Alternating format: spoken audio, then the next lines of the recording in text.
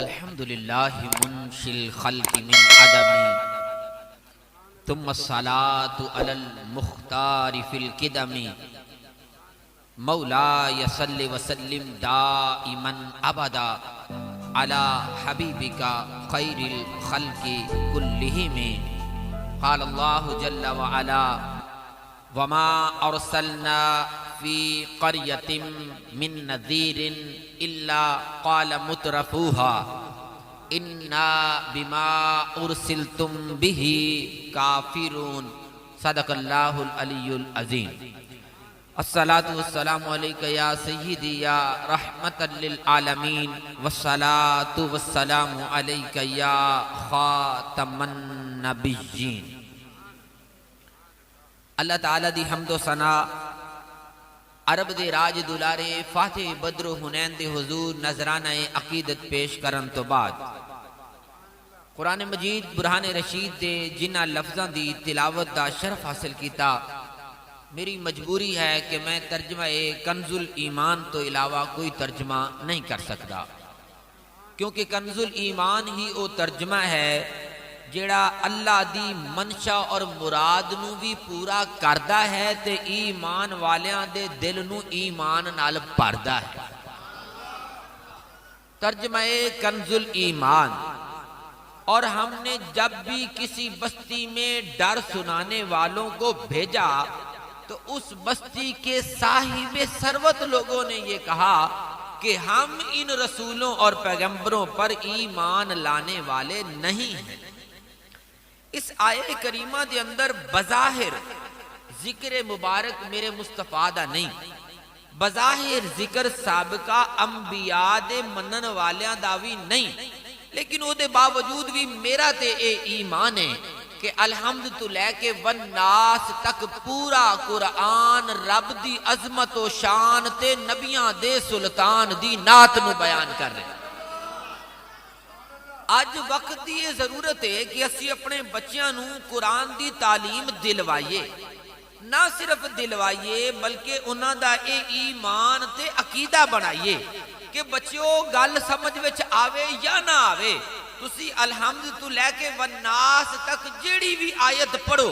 معنی، ترجمہ، مفہوم، تشریح، انٹرپریٹیشن، تفسیر سمجھ آوے یا نہ آوے، بس اکھاں دے سامنے جدو قرآن دی آیت آوے ایمان بن جاوے کہ سب شداں، متاں، زیراں، زبراں، شان او دی وچ آئیاں،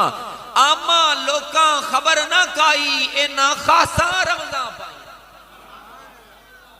جب یہ ایمان بن جائے گا، یعقوب بھائی آپ کی بھی محبت چاہوں گا، جب یہ ایمان بن جائے گا کہ پورا قرآن نبیوں کے سلطان کی نعت بیان کر رہا ہے، اب ذرا غور کیجئے گا جس طرح اسی تاجدار گولڑا میرے علی شاہ صاحب دی لکھی ہوئی نعت پڑھ کے خوش ہونے ہیں، امام محمد رضا خان دا لکھے ہویا کلام پڑھ کے خوش ہونے ہیں، اسی خواجہ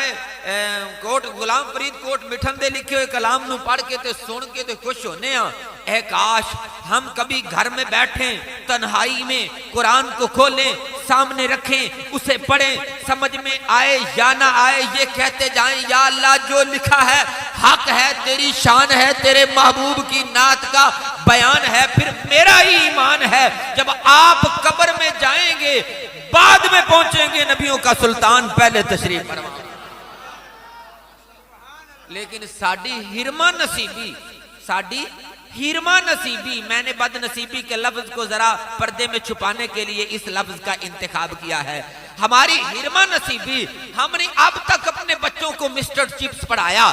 اب جان چھوٹ گئی ہماری اللہ کا شکر ہے، لیکن ابھی بھی ہم شیکسپیئر پڑھا رہے ہیں، ولیم ورڈزورتھ کی پوٹری پڑھا رہے ہیں، جین آسٹن کا پرائڈ اینڈ پریجڈیس پڑھا رہے ہیں، مدر ٹریسا اور مارٹن لوتھر کے رفائی کارنامے پڑھا رہے ہیں۔ ہائے ہیرما نصیبی، اگر ہم نے نہیں پڑھایا تو صحیح معنوں میں قرآن نہیں پڑھایا، محمد عربی کا فرمان نہیں پڑھایا، ہم نے انہیں یہ نہیں بتایا کہ اس قرآن کا ایک ایک حرف، ایک ایک زیر اور زبر ہمارے لیے وسیلہ نجات اور بخشش کا ذریعہ۔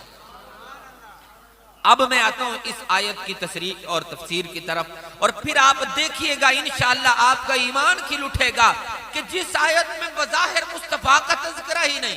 کسی انبیاء میں سے کسی نبی کے ماننے والے کا بھی تذکرہ نہیں، لیکن پھر بھی یہ آیت نبیوں کے سلطان کی شان بیان کر رہے ہیں۔ جس طرح ہم وما ارسلناک الا رحمۃ للعالمین سے حضور کی رحمت اور محبت امت کو بیان کرتے ہیں، قل بفضل اللہ وبرحمتہ فبذلک فلیفرحوا سے ہم خوشیوں کا بیان کرتے ہیں، جس طرح یہ ارشاد فرما رہے تھے کہ جو والذین جاءوا من بعدہم یقولون ربنا اغفر لنا ولاخواننا الذین سبقونا بالایمان سے ہم بخشش کا بیان کرتے ہیں۔ اسی طرح آج جو آیت میں نے پڑھی اس سے بھی ہم یہ ساری چیزیں بیان کریں گے تاکہ یہ ہمارے بچے جو ہم نے یہاں بٹھا رکھے ہیں، آج ان کے ہاتھوں میں ہم نے طوطے پکڑا رکھے ہیں، جس کو یہ آن کرتے ہیں تو تھرکتا ہوا جسم سامنے آتا ہے، پھر جب سوتے ہیں تو تھرکتے جسموں کو ہی دیکھتے دیکھتے سو جاتے ہیں، جب صبح اٹھتے ہیں تو انہی تھرکتے لہجوں میں اٹھتے ہیں۔ ہائے کاش ہم ان کے ہاتھوں سے یہ طوطا چھڑاتے، قرآن ان کے ہاتھ میں پکڑاتے، نعت مصطفیٰ انہیں سکھاتے تاکہ یہ سو جاتے یا مصطفیٰ کہتے کہتے اور کھلتی آنکھ صلی اللہ۔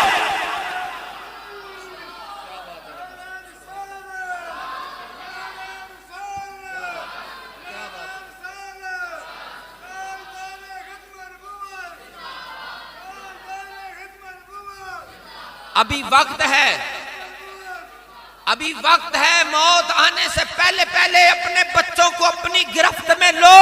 اور اسلام کی غلامی میں دو۔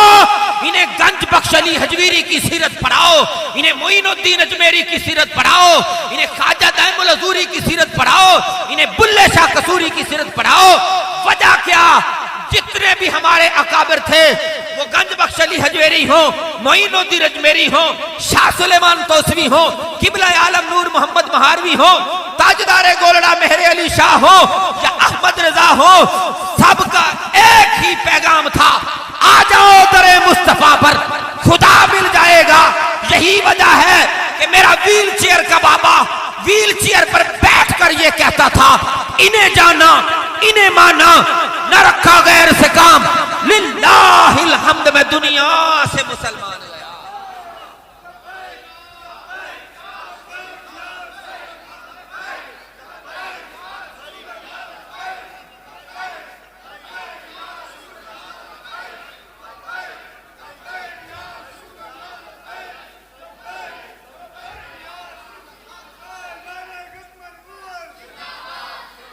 اچھا یہاں میں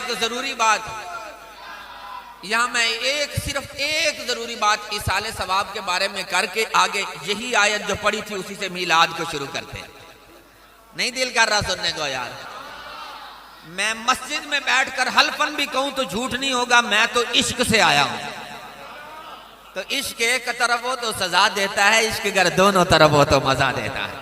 صرف ایک بات ایصال ثواب کی، جب مسلمانوں میں سے کوئی مسلمان فوت ہوتا ہے یا کوئی غیر مسلم بھی فوت ہوتا ہے، قبر میں جاتا ہے، اسے سوال کیا جاتا ہے، 3 سوالات ہوتے ہیں، لیکن وہ سوال جس پر سارے ہی پرچے کا مدار ہے وہ یہ ہے، ما کنت تقول فی ھذا الرجل وفی روایت فی حق ھذا الرجل۔ ہم کیا سمجھتے ہیں کہ ہم نے زبانی کلمہ پڑھ لیا لا الہ الا اللہ محمد رسول اللہ تو قبر میں ہمیں وہ زبان پہ جاری ہو جائے گا؟ نہیں۔ امام قرطبی، امام ابو عبداللہ محمد بن ابی بکر القرطبی الانصاری الخزرجی 668 سنہ ہجری تاریخ وفات، انہوں نے ایک کتاب لکھی، کتاب التذکرہ فی احوال الموتى و امور الاخرہ۔ اس میں انہوں نے مردوں کے سارے حالات و واقعات بیان کیے، قرآن و حدیث کی روشنی میں مسلم شریف کی احادیث کو انہوں نے زیادہ کوڈ کیا اور اسے بیس بنایا۔ انہوں نے یہ حدیث نقل کر کے اس کی انٹرپریٹیشن میں جو بات لکھی ہے، میں یہ سمجھتا ہوں اگر آج ہم یہ سمجھ لیں تو ہمارا اس محفل میں آنے کا مقصد بھی پورا ہو جائے گا۔ آپ فرمانے نے جدو بھی کوئی بندہ قبر سے جاندہ ہے، خواہ ابو جہل گیا سی یا راول پنڈی دا ممتاز قادری گیا سی، جدو بھی کوئی بندہ قبر سے جاندہ ہے یعنی مردہ ہے تو انہیں کو سوال پوچھے جاندے ہیں، جب یہ سوال کیا جاتا ہے بتا ما کنت تقول فی ھذا الرجل وفی روایت فی حق ھذا الرجل، بتا دنیا میں اس سوہنے منمونے کے بارے میں کیا کہتا رہتا تھا؟ تو کہتے ہیں وہاں انٹینشلی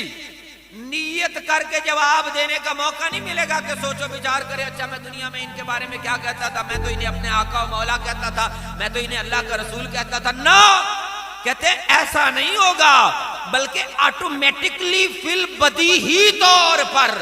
ہر مردے کی زبان پر قبر میں وہ جاری ہو جائے گا جو وہ دنیا میں اس نبی کے بارے میں کہتا رہتا تھا. دل بدیہی طور پر انٹینشنلی سوچنے کا موقع نہیں ملے گا بھئی وہاں سوچے بھی دنیا جو میں کی کہندہ سی. یہی وجہ ہے کہ ابو جہل 55 سال تک جاگتی آنکھوں سے مصطفیٰ کو دیکھتا رہا، جانتا بھی تھا، پہچانتا بھی تھا، لیکن مانتا نہیں تھا. جب قبر میں گیا فرشتوں نے پوچھا بتا دنیا میں ان کے بارے میں کیا کہتا رہتا تھا، کہتا ہے ہی ہاتھ لا ادری، میں انہیں جانتا ہی. او بھائی 56 سال پھر دشمنی کس سے کمائی؟ اگر جانتے نہیں تو جانتا تھا لیکن مانتا نہیں تھا تو قبر میں بھلا دیے گئے. اور اگر 14 صدیاں بعد وزیر آباد کا رہنے والا غازی عامر چیمہ جس نے حضور کو دیکھا نہیں تھا، وہ جانتا بھی تھا، مانتا بھی تھا، نعرہ بھی لگاتا تھا، انہیں جانا، انہیں مانا، نہ رکھا غیر سے کام. جب قبر میں جاتا ہے فرشتے سوال کرتے ہیں بتا دنیا میں ان کے بارے میں کیا کہتا رہتا تھا. وہ پکار اٹھتا ہے، کہتا ہے میں نے دیکھا تو نہیں تھا لیکن دیکھنے والے میرے علی شاہ سے سنا تھا. مکھ چند بدر شاشانی ہیں، متھے چمک دی لاٹ نورانی ہیں، کالی زلفت اک مستانی ہیں، مخمور اکیہن مدبریاں. سبحان اللہ، ما اجمل کا، ما حسن کا، ما اکمل کا، کتنے مہر علی.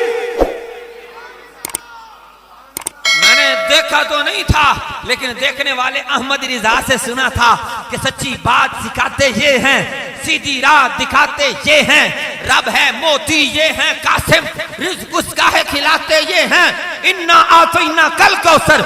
ساری کثرت پاتے یہ ہیں، نزعۂ روح میں آسانی دیں